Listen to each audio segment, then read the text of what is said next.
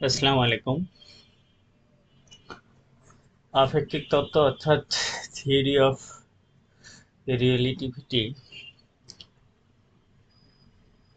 Chapter 1 এর Michelson মালির পরীক্ষাটি বর্ণনা করব এবং এর ফলাফলটি বিশ্লেষণ করব।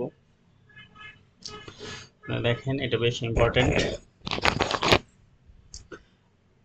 মাইকেলসন মালির, এই যে ইনি যে পরীক্ষাটি করেছিলেন সেটা হচ্ছে পৃথিবীর গতির সাপেক্ষে আলোর যে আপেক্ষিক গতি বের করার জন্য তিনি এই পরীক্ষাটি করেন। এই পরীক্ষাটি করেছিলেন 1887 সালে, ঠিক আছে। এই জন্য ইথারের সাপেক্ষে আলোর গতির বেগ জানা বেশ জরুরি ছিল। হ্যাঁ, ইথারের সাপেক্ষে আলোর গতিবেগ জানাটা বেশ জরুরি ছিল। আমরা যে চিত্রটা যদি দেখি একটু, আপনি একটু কয়েকবার বাসায় আঁকার চেষ্টা করবেন।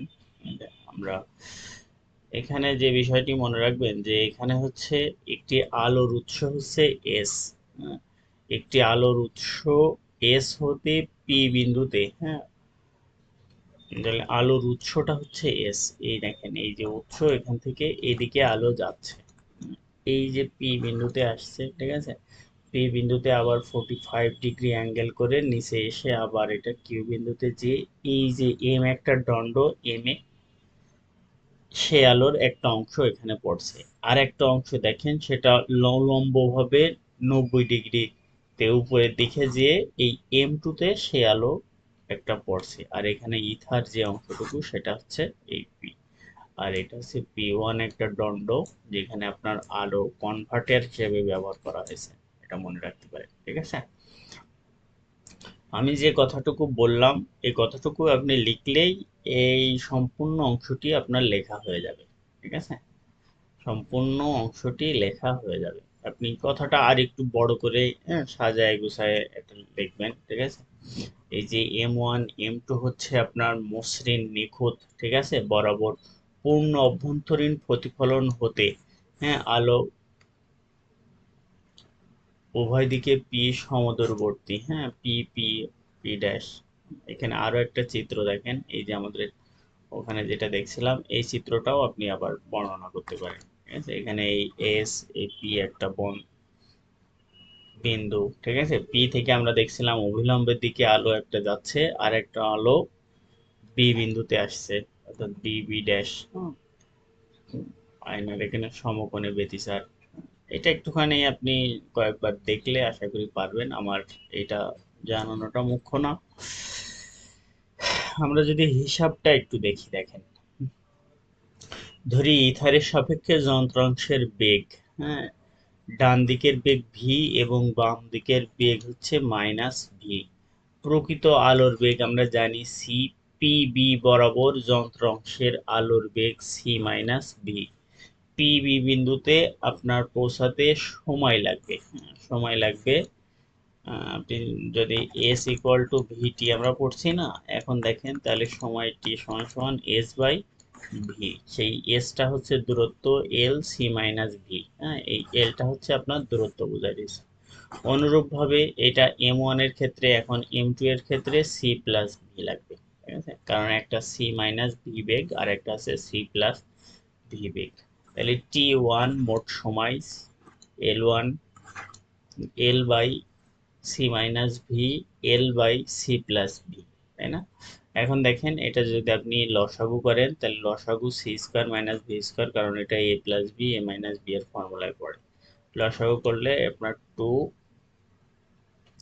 সিএল হয়, ঠিক আছে। এখান থেকে আপনি টু এল সি কমন নিলে এই অংশটুকু আপনার জেনারেট হয়।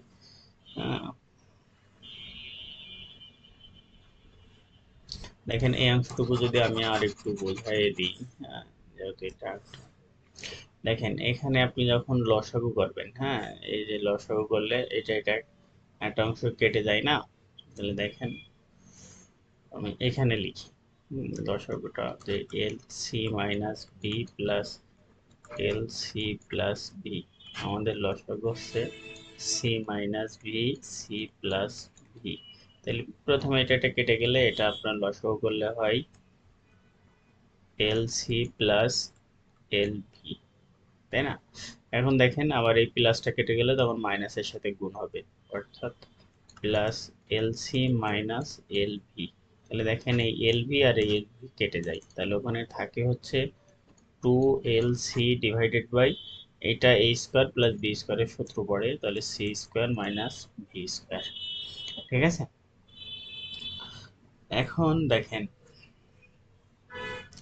এখন যদি আমরা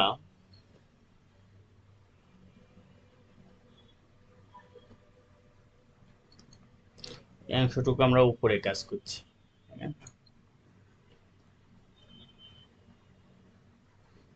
তাহলে মনে করেন যে এখানে 2L বাই সি যদি আমরা কমন নিই, হ্যাঁ এখান থেকে 2L বাই সিটা যদি কমন নিই তাহলে আমরা কি পাই? এখন দেখেন এই অংশটুকু যদি একটুখানি বোঝেন যে আমরা এটা হচ্ছে L minus V square by C square, তার ইনভার্স আছে, অর্থাৎ 1 by L plus V square by C square, তার মানে সি স্কোয়ার লসাগু, তার মানে এটা আপনার হয় হচ্ছে এল সি স্কোয়ার মাইনাস এটা মাইনাস ভি স্কোয়ার, তাই না? একটু বড় জায়গা থাকলে আরো সুন্দরভাবে দেখানো যেত। হ্যাঁ দেখেন, আমরা যদি এখানেই দেখাই যে তাহলে L minus V square by C square, L না এটা 1,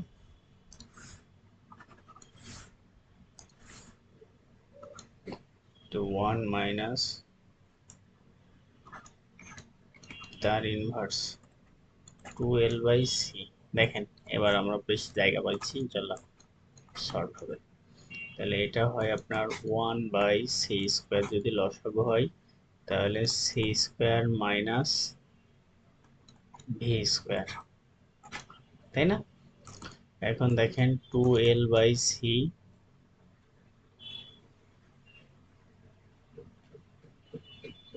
বাই সি,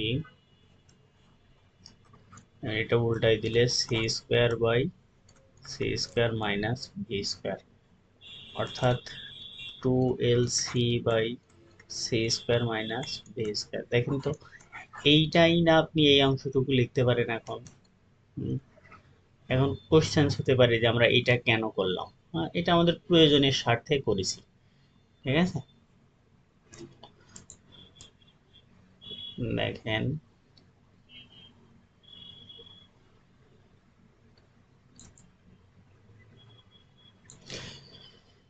তারপরে আমরা একটা সূত্র জানি, হ্যাঁ যে একটা ধারার সূত্র আছে, এই যে সে ধারার সূত্রটা ওখানে লিখেছে, সেখানে আপনার 1 এইটা আর এক্স হচ্ছে V square minus C square, তাহলে ধারাটা হবে আপনার 1 প্লাস এক্স স্কোয়ার, তাই না? 1 প্লাস এক্স, এক্স মানে কত? এক্স মানে V square by C square plus X cube by C cube plus dot dot dot, ঠিক আছে?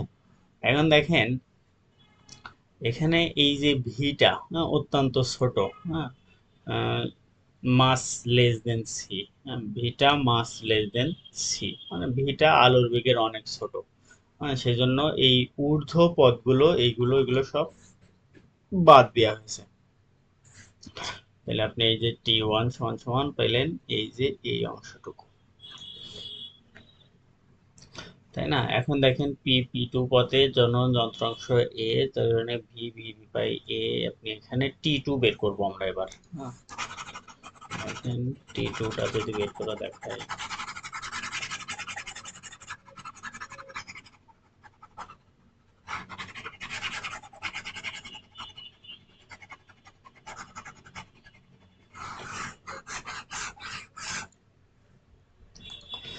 তাহলে দেখেন আমরা ত্রিভুজ পি এ এ ড্যাশ, হ্যাঁ এই যে ত্রিভুজ পি এ আর এই যে এ ড্যাশ, তাই না? এটা একটা আপনি সমকোণী ত্রিভুজ পাচ্ছেন না? তাহলে সমকোণী ত্রিভুজের সূত্র হতে আপনি এখানে লিখতে পারেন কিনা, আমি যদি ওই ত্রিভুজটা এখানে একটু ড্র করে নিই,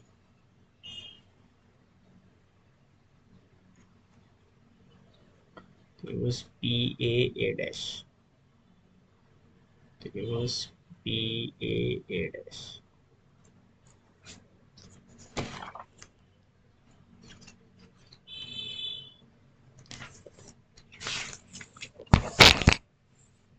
দেখেন আমি এখানেই ড্র করছি।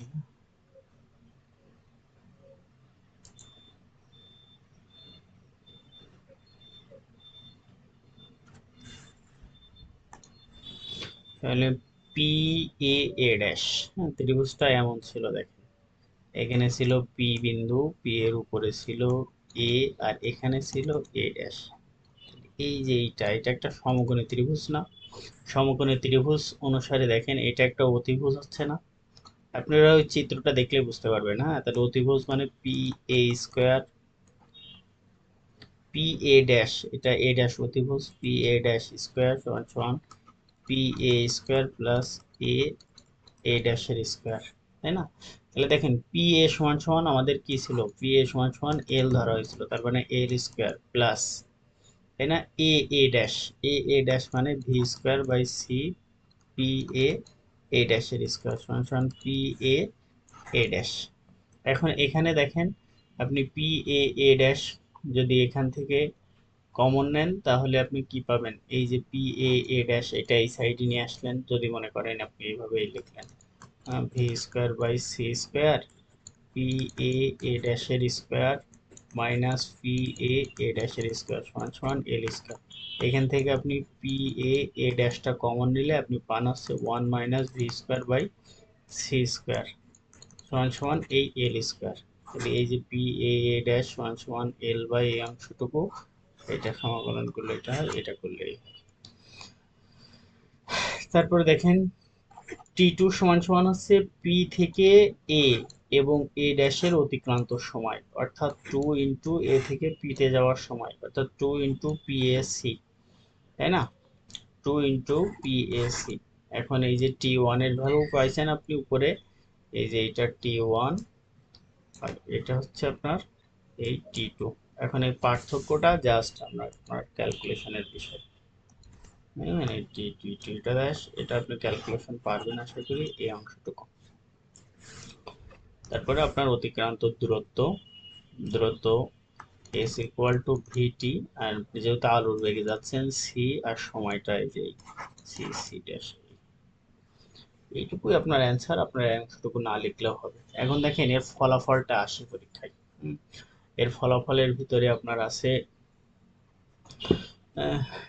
ড্রাগ তত্ত্ব। হুম, ড্রাগ করা মানে কি বলেন তো? ড্রাগ করা মানে কোনো কিছু দাগানো বোঝায়, ঠিক আছে? তাহলে দেখেন মাইকেলসন মৌলের পরীক্ষার ঋণাত্মক ফলাফলের অন্যতম ব্যাখ্যা হতে পারে ইথার সাপেক্ষে পৃথিবীর বেগ কি শূন্য। তাহলে আমরা এখান থেকে টি ওয়ান সমান সমান কি পাইছিলাম, two L C into one plus V square by C square. এখানে যদি আপনি ভি সমান সমান জিরো বসান, আর আপনি টি টি টু সমান সমান কি পাইছিলেন, টি টু সমান সমান পাইছিলেন two L C one plus V square by two C square. এখন দেখেন যদি আপনি এখানে ভি সমান সমান জিরো বসান, তাহলে ভি সমান সমান ভি আছে এই জায়গাটায় আছে, আর এই জায়গাটায় আছে, তাহলে এই জায়গাটুকু জিরো বসানো মানে এই অংশটুকু বাদ হয়ে যাওয়া, আবার এই অংশটুকু বাদ হয়ে যাওয়া, তার মানে এটা সমান সমান আসে টু এল সি, এটাও সমান সমান আসে টু এল সি, তাই না?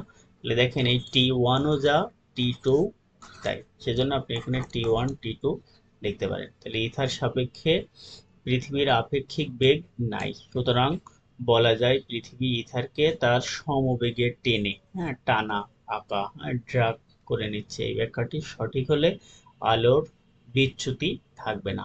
আরেকটা ব্যাখ্যা দেখেন, আরেকটা হচ্ছে লরেন্স ফিটজেরাল্ড সংকোচন মতবাদ।